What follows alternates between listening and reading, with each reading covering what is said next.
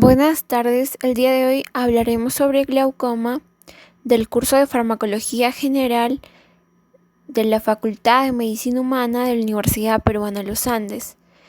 Docente a cargo, Dr. Fabricio Paul Gamarra Castillo. Los integrantes son Carvajal Vilches Yamil Alexei, De la Cruz Hilario Abel, Milla Zacarías Andrés Ricardo, Silvia Ignacio Licen Natalie y Solano Taxa Jim Kelvin. Empezaremos definiendo qué es el glaucoma. El glaucoma es una enfermedad ocular cuyo cuadro clínico completo se caracteriza por el incremento de la presión intraocular, esta por una excavación y degeneración del disco óptico. Entonces va a haber un típico daño de las fibras retinales provocando ciertas características y defectos en el campo visual. Al palpar con procedimiento bimanual, los glóbulos oculares del sujeto sano se perciben con una resistencia y esta resistencia es denominada tensión normal. Esta pues es consecuencia de que el interior del ojo se va a mantener con una relación constante entre la cantidad de líquido que ingresa y asimismo simultáneamente la salida del mismo. Este líquido va a estar constituido principalmente por el humor acuoso, el cual se va a generar constantemente a nivel de los plexos coroideos y se va a eliminarse a través del ángulo de la cámara anterior. También vale mencionar que por el flujo anteriovenoso, este va a ser responsable de la irrigación globoocular. La tensión que esta pueda tener pues va a variar dentro de ciertos límites y se va a regular automáticamente cuando haya una normalidad dentro de esto, ¿no? Entonces, un ejemplo claro sería que va a aumentar la cantidad de sangre que entra al ojo y pues el tono de este va a aumentar. Asimismo, de inmediato también puede aumentar el flujo de la salida y el equilibrio de este pues se va a restablecer. Cuando la alteración se va a producir o va a ir modificando la normal circulación del humor acuoso, no va a llegar a producir la compensación de salida por falta del mecanismo de drenaje. Entonces va a aumentar la presión dentro de la cavidad ocular. Entonces, ya teniendo todos estos conceptos, se puede concluir que el glaucoma no es solamente una enfermedad, sino un grupo de trastornos que tienen ciertas características comunes, como son la presión intraocular. Esta va a estar elevada frecuentemente, pero no invariablemente. También va a haber una excavación y atrofia del nervio óptico y pérdida del campo visual característico de esta enfermedad. Mecanismos. Considerando la alteración fundamental como dificultad en el drenaje del humor acuoso, pues se explica primero cómo es la vía normal en la generación hasta la eliminación de este elemento en el ojo normal. Flujo normal. El humor acuoso se genera a nivel de los plexos coroideos del cuerpo ciliar por la irrigación de los vasos coroideos. De esta es donde viene lo que sería la onda hídrica, la cual va a deslizarse por la cámara posterior entre la cara anterior del cristalino y cara posterior del iris, la cual va a atravesar la pupila llenando la cámara anterior para dirigirse hacia el ángulo camerular y eliminarse a través de él. Esto por tres estructuras muy importantes que vamos a describir a continuación. En cuanto a las estructuras, pues van a ser el tejido trabecular, que es una malla a través del cual la parte acuosa va a acceder al canal de Schlemm, la cual es la segunda, y por él va a llegar a las venas acuosas. La tercera y finalmente va a eliminarse por la circulación general. Este mecanismo se va a desarrollar a nivel del segmento anterior del ojo y precisamente en el ángulo oceno-camerular. De ahí es donde viene a constituir el punto neurálgico en la patogenia del glaucoma, ¿no? Entonces, cuando esta vía se encuentra permeable y funcionable en cuanto a la normalidad, la onda hídrica generada va a ser igual a la de la salida y la presión intraocular va a fluctuar entre 10 a 20 milímetros de mercurio. Ahora hablaremos de los tipos de glaucoma. Esta es de mucha importancia en cuanto a su clasificación, ya que al tener al frente un cuadro clínico de glaucoma, podemos hablar de que va a haber un ángulo camerular abierto o cerrado, ya que el tratamiento y pues el pronóstico van a variar según el caso, ¿no? Entonces, podemos decir que este es aún mejor en caso del ángulo abierto. Ahora pues hablaremos del glaucoma de ángulo abierto. En este caso pues se va a observar que va a haber que la vía que ésta tiene se va a mantener normal hasta llegar al mismo seno camerular, donde en esta ya se va a mantener separada la raíz del iris y asimismo la cara posterior de la córnea en la parte extrema terminal, que a esta se le denomina ángulo abierto. El problema de pues se va a generar a nivel del trabéculo. Va a haber una porosidad que esta va a tener, pero se va a encontrar disminuida. Entonces, lo que ya mencionábamos anteriormente en el canal de Schlemm, van a estar lo que serían las venas acuosas, ¿no? Va a haber una retención del líquido y consiguiente a esto pues va a haber un aumento de la presión intraocular, la cual va a tener en medio un aumento entre ya sea de 30 a 45 milímetros de mercurio. En cuanto al glaucoma de ángulo cerrado, pues en este caso las estructuras que describimos a nivel del ángulo camerular van a estar normales, se podría decir, pero la raíz del iris se va a hallar adosada a la cara posterior de la córnea. Entonces esto va a hacer que se bloquee el ángulo o lo va a estrechar en diversos grados, ¿no? Este plegamiento de la raíz del iris a la cara posterior corneal puede deberse a diversas causas como la laxitud del tejido iridiano o trastornos vasculares. Asimismo, la presión ocular va a aumentar en este caso por término medio, que va a darse entre 45 a 60 milímetros de mercurio. Ahora hablaremos de lo que sería la gonioscopía. Este es un método de examen biomicroscópico del ángulo de la cámara anterior, y pues por él podemos hacer la clasificación de los glaucomas en dos grandes grupos que mencionamos anteriormente, que sería el ángulo abierto y el ángulo cerrado. La gonioscopía es de gran ayuda, ya que desde el punto de vista en cuanto al diagnóstico, el pronóstico y la parte terapéutica, va a darse en cuanto al glaucoma de ángulo abierto. Para la gonioscopía pues utilizamos un lente de contacto especial, más conocido como el gonoscopio, el que nos va a permitir visualizar el estado de las estructuras del ángulo camerular. Entonces, podemos recordar que en el diagnóstico de glaucoma se va a girar en torno a la presión ocular. Entonces, el estudio de o del ángulo pues va a ayudarnos a determinar los mecanismos que van a originar la hipertensión. Los elementos que debemos considerar en el estudio gonioscópico a través de lentes van a ser lo que serían los estudios de pliegues del iris, los procesos iridianos, el espolón escleral, el tejido trabecular y la línea de Schwalbe. También tenemos otros tipos de glaucoma. El primero pues que mencionaremos sería el glaucoma infantil. Este va a generar anomalías en el desarrollo de la cámara anterior, ya que estas pueden ser o pueden manifestarse en cuanto a cuadros de hipertensión ocular, que se pueden clasificar como glaucoma congénito primario o también glaucoma infantil. Glaucoma asociado con enfermedades hereditarias o familiares. Los signos y síntomas de estos trastornos del desarrollo ya al nacimiento o durante la infancia van a ser muy sensibles y semejantes. El aumento crónico de la presión ocular antes de los 3 años de edad va a ocasionar el aumento del volumen del globo ocular. Esto se le conoce como los bulbtalmos.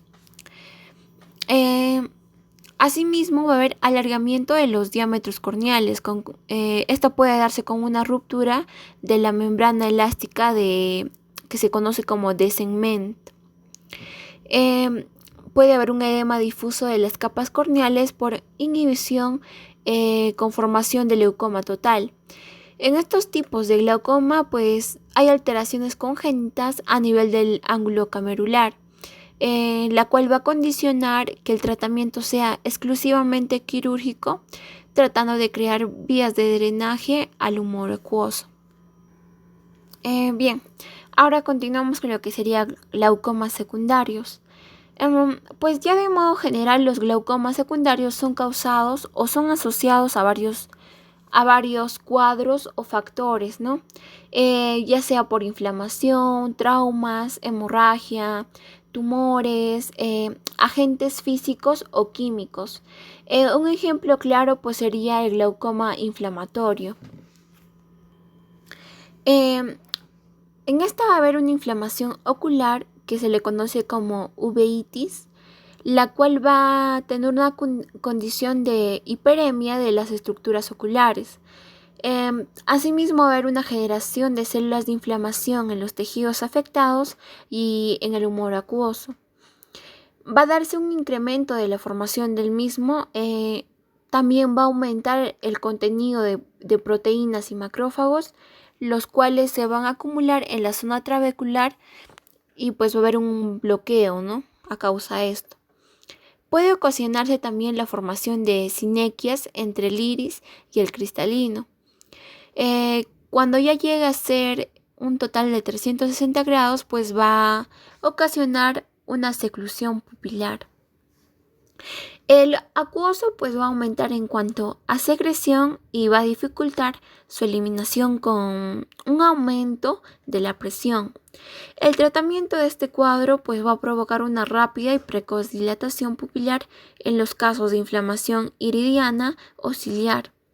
Y a esta pues se le puede administrar antiinflamatorios tópicos esteroideos o hipotensores oculares. Tenemos ahora el glaucoma traumático. También se le habla que este pues va a darse, es un glaucoma por hemorragia intraocular, donde va a haber injurias directas en el ojo. Estos pueden ocasionar ifemas que van a bloquear el ángulo. Si esto ya no se soluciona, pues la presencia de sangre en la cámara anterior va a darse en cuanto a la tinción y va a simular como un tatuaje en el endotelio, en lo que sería el endotelio corneal. Esto se va a darse por los derivados de la hemoglobina. También dentro de esta pues vamos a tener el glaucoma por recesión angular. Este va a darse por un traumatismo sobre el segmento anterior del acuoso, donde va a haber una desinserción del iris periférico que se le conoce como diálisis. Ya secundario a esto, pues la presión del acuoso va a originar una brecha en el ángulo, y lo cual va a abarcar desde el ángulo en cuanto a grados hasta toda la extensión de un cuadrante o incluso más. Esta hendidura va a causar un retroceso del ángulo camerular, y ya de acuerdo a la extensión que ésta pueda tener, pues va a bloquear la filtración con aumento proporcional de la presión ocular. Glaucoma agudo, también se le conoce como glaucoma por bloqueo angular. Se presenta en un 10% del total de glaucomas diagnosticados. La patogenia que se acepta de este tipo de glaucoma nos hace ver que hay una predisposición anatómica en la que el flujo del humor acuoso a través de la pupila va a estar relativamente bloqueado. Entonces, esto va a ocasionar un aumento en la presión en la cámara posterior.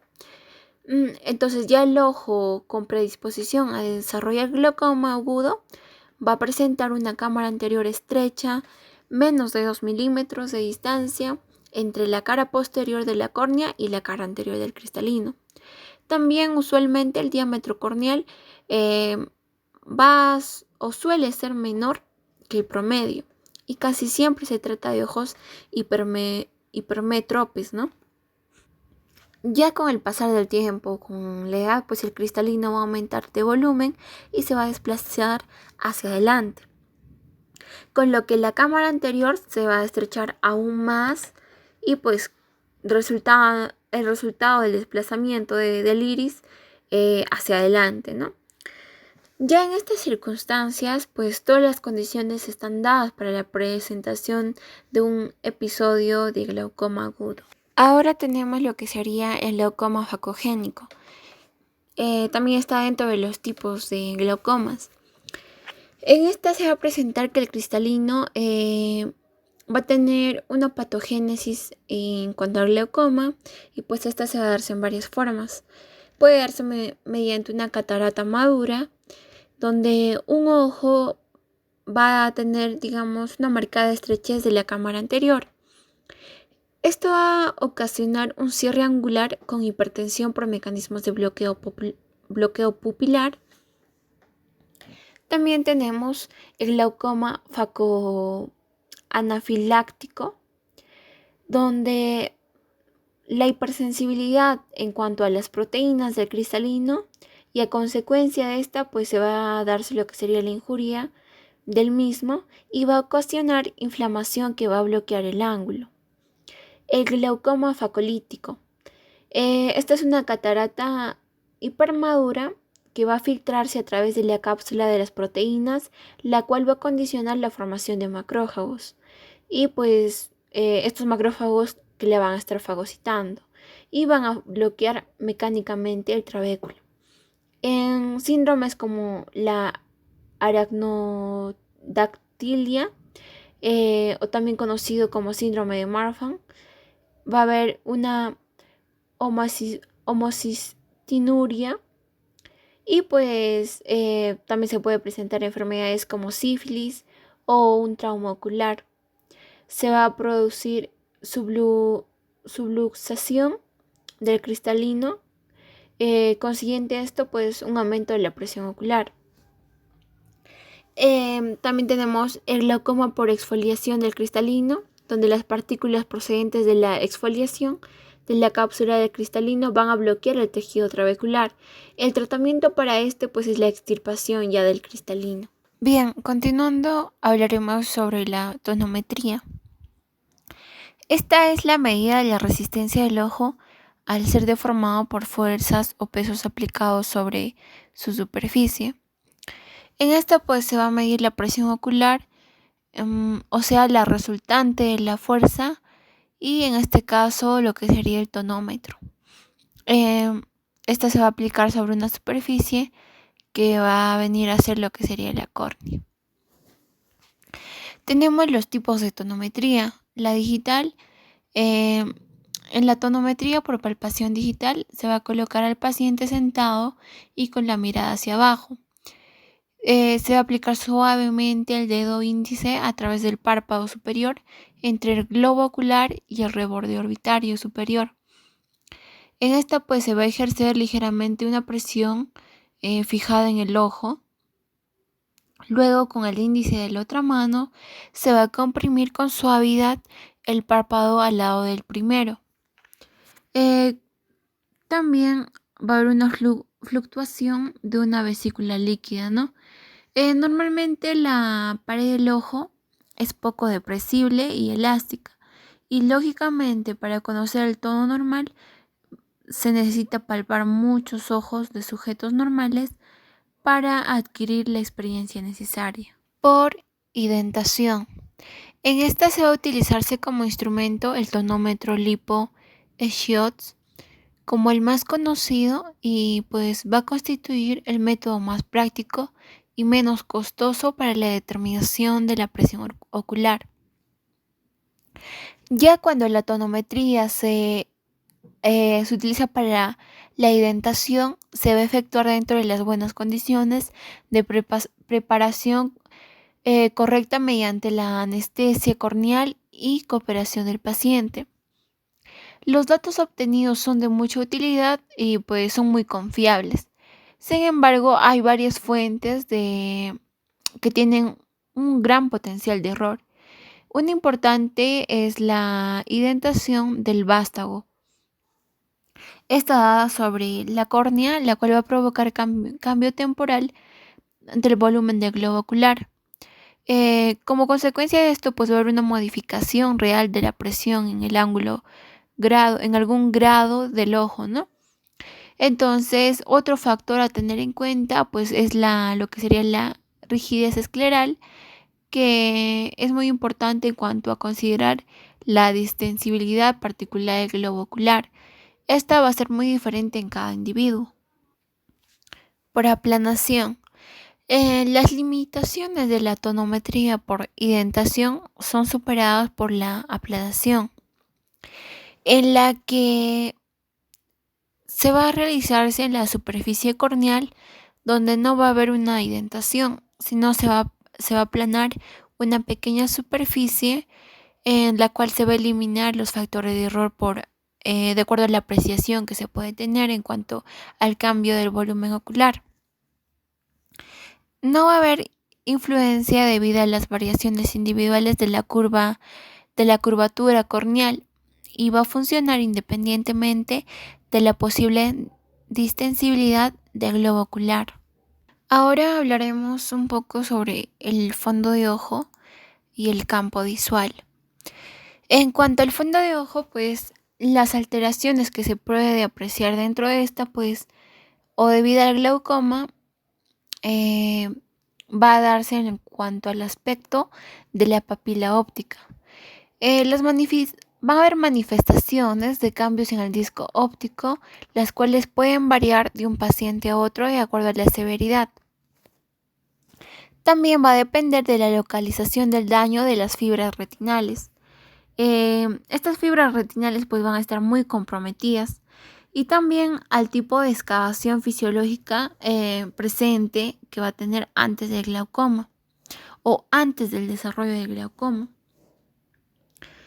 Aunque van a haber cambios clásicos encontrados en el disco óptico, los cuales no van a ser difíciles de reconocer, obviamente, por un especialista, donde estos pues van a dar un real diagnóstico, ¿no?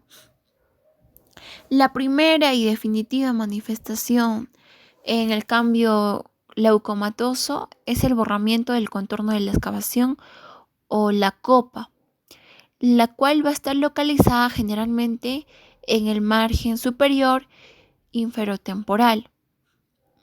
Asimismo va a estar asociado a la palidez, y pues también va a continuar una alteración del contorno de la copa, que va a irse dando un aumento de la profundidad de ella. Esta con una exposición de la lámina cribosa. Al mismo tiempo se va a visualizar un rechazo progresivo de los vasos centrales de la retina hacia el lado nasal, y la palidez de la cabeza del nervio, que finalmente pues va a comprometer toda la superficie del disco óptico. Entonces, en conclusión, pues el glaucoma va a causar irregularidad del contorno de la excavación papilar o la copa. También va a haber un incremento en la profundidad de la misma, y una exposición a la lámina cribosa. Va a haber un desplazamiento nasal de los vasos centrales de la retina y palidez de la cabeza del nervio óptico. Esto pues progresivamente se va a extender a toda la superficie del disco óptico. En cuanto al campo visual, pues la existencia de diversas condiciones, estas van a ser denominadas hipertensión ocular. Pues con esta ya va a ser difícil hacer un diagnóstico diferencial con glaucoma hasta que se presente ya una pérdida precoz del campo visual. Entonces, ya cuando hay una pérdida del campo visual, pues va a obligar obviamente a los pacientes que tengan una sospecha, ¿no?, de que puedan tener una enfermedad. En este caso, pues sería el portador de glaucoma. Entonces, es necesario practicarle periódicamente exámenes del campo visual. El término hipertensión ocular nos describe que es una condición en la que los pacientes mantienen una presión intraocular mayor a la normal, esta sin mantener alguna otra evidencia de glaucoma. Algunos de los pacientes o personas que continúan manteniendo una presión elevada sin llegar a sufrir reacciones adversas, pero generalmente se desarrollan pérdida del campo visual. Hay otras que no, pero generalmente sí sucede en cuanto a la pérdida del campo visual. Entonces va a haber una alza definida de la presión, ¿no? En cuanto al tratamiento, pues el objetivo del manejo de todas las formas de glaucoma va a ser la reducción de la presión intraocular a niveles en que va a haber una progresión de la enfermedad o esta que se detenga, ¿no? El criterio para evaluar que el glaucoma deja de ser progresivo va a estar basado en que los defectos en el campo visual se van a estabilizar. No va a haber una progresión de esta enfermedad. En el segundo punto, pues la apariencia de la cabeza del nervio óptico se va a mantener sin cambio. Si la enfermedad muestra cualquier grado de progresión, en cuanto a los criterios mencionados, pues la presión intraocular va a mostrarse que no ha reducido nada o lo suficiente. También puede darse permanentemente o van a existir altibajos durante las 24 horas. También vale mencionar que la reducción de la presión intraocular se puede llevar a cabo médicamente o quirúrgicamente. Ya combinando ambas posibilidades también puede darse un buen resultado, ¿no? La elección del método terapéutico va a depender del tipo de glaucoma que puede estar presente en el paciente y también en el modo particular de llevar a cabo el tratamiento por cada especialista oftalmológico, ¿no? O oftalmólogo. Por lo general, el glaucoma primario de ángulo abierto y ciertos glaucomas secundarios pueden ser manejados bien por un largo tiempo solamente con medicamentos. El glaucoma primario de ángulo cerrado puede ser llevado médicamente por corto tiempo y se tiene que considerar lo que sería la parte prequirúrgica.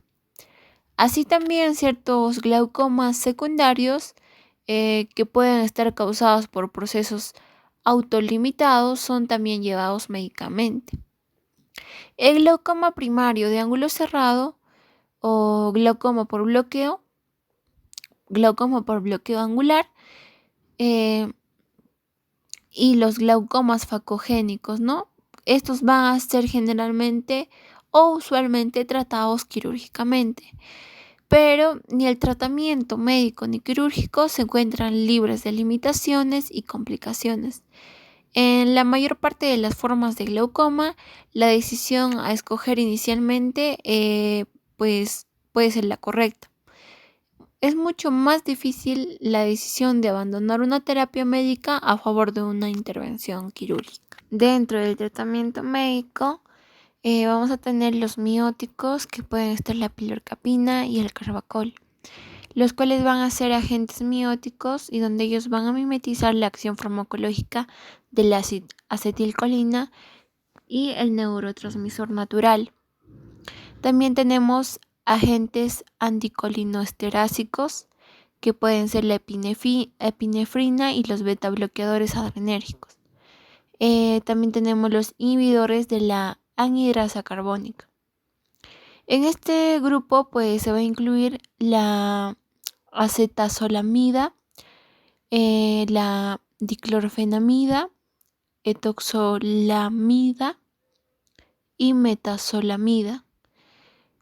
También tenemos agentes hiperosmóticos, que van a ser 3 agentes osmóticos utilizados, la glicerina, manitol y urea.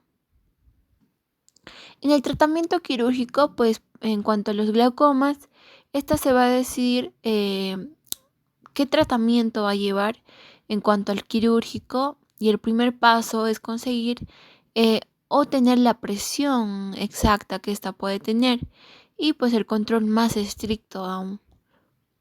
En el glaucoma primario de ángulo abierto, pues la primera y más frecuente razón para la cirugía de este tipo de glaucoma es la falta de control de la presión intraocular, a pesar de ya que se está aplicando la máxima dosis. También tenemos glaucoma primario de ángulo cerrado, congénito primario, infantil, asociado a enfermedades familiares o hereditarias, y los secundarios que van a estar debido a los glaucomas causados por diferentes factores, donde sería la elección del tratamiento va a depender de la fisiopatología del tipo de glaucoma a tratar. Generalmente se lleva a la parte quirúrgica cuando ya los medicamentos o el tratamiento farmacológico no ha funcionado. Y pues también tenemos las nuevas drogas para el tratamiento del glaucoma. Tenemos el alfa-agonistas, que puede estar lo que sería la brimonidina.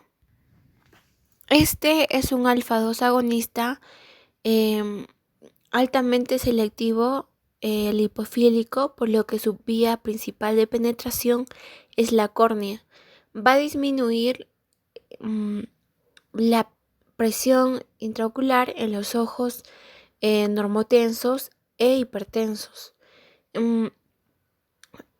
Esta pues va a tener una dosis dependiendo, ¿no? Va a disminuir la formación del humor acuoso hasta el 67% sin alterar el flujo de salida. La administración en dosis va a ser de 2 veces al día por 5 días. Va a disminuir la presión intraocular en un 49%. Esta reducción va a durar hasta 18 horas.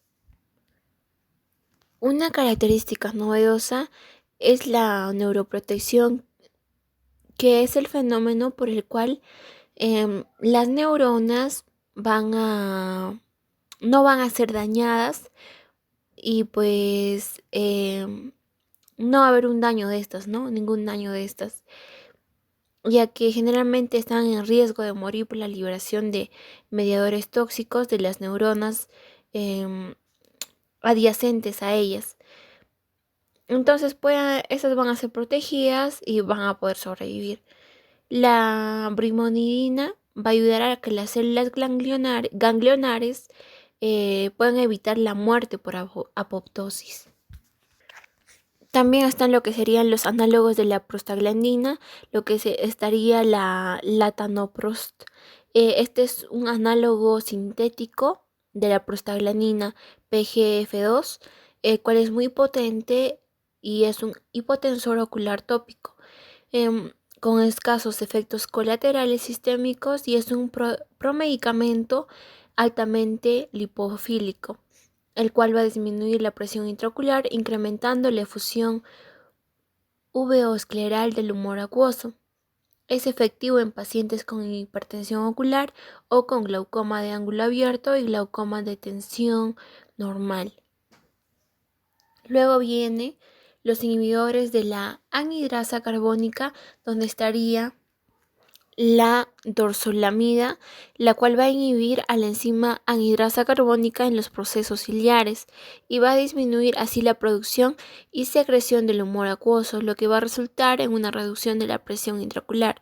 Se indica también que el tratamiento en pacientes con glaucoma de ángulo abierto, tratamiento a corto plazo de glaucoma neovascular, traumático y de ángulo cerrado. Su uso o el uso de pues es a largo plazo, y hay una tolerancia correcta, ¿no? Una tolerancia que se pueda ver bien. Gracias.